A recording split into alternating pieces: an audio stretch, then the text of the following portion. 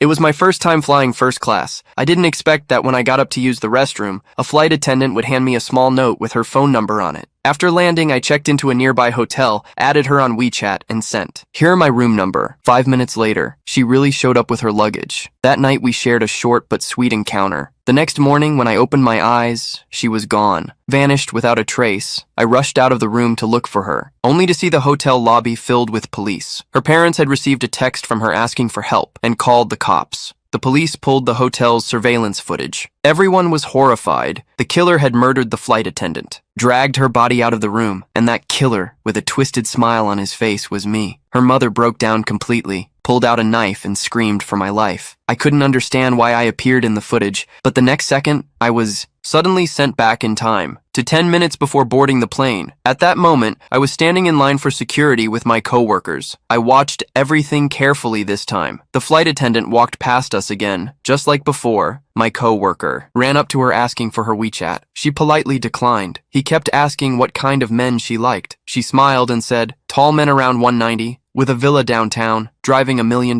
car, and never having been in a relationship by her standards. There was no way she'd ever like me. Yet once I boarded first class, she treated me exactly as before, warm and attentive, but I knew if I wanted to live, I couldn't get involved with her again. Still, when she gently fastened my seatbelt and handed me slippers with that kind smile, my heart softened. I didn't want to see her die again, so I kept my distance. No matter how she tried to start a conversation, I stayed cold. When she kept hovering near me, I half-jokingly asked if she had fallen for me. To my surprise, she said she thought we were a perfect match. I was caught off guard, then remembered what she said earlier at the airport. About her standards, I told her I wasn't 190. She said, around 190 was fine. Give or take 30 centimeters, I said I'd dated more than 10 women. She replied, experienced men are more mature, better suited for her. I was speechless, but I truly didn't want to be involved with her. Seeing my attitude, she turned to leave, but I couldn't stand it. Knowing what awaited her, I grabbed her arm and added her contact myself. I realized, only by getting close to her could I find the real killer. After the flight landed, my coworkers found out I had her WeChat. They all got jealous. Some even argued over her, which made me suspect the killer was among them. That night, I texted her my location just like before. Soon she arrived at my hotel room. When she approached, I immediately stood up and confessed that I wasn't rich. The first-class ticket was bought with points. She wasn't angry. She laughed. Said she already knew, because flight crew can see point tickets in the system. Then she told me she just won $5 million in the lottery. My heart skipped a beat. Her death clearly had another secret behind it. I told her tomorrow she would die in this room. She thought I was making excuses to avoid her and angrily tried to leave. I stopped her and told her personal details. No stranger could know. Then I said, the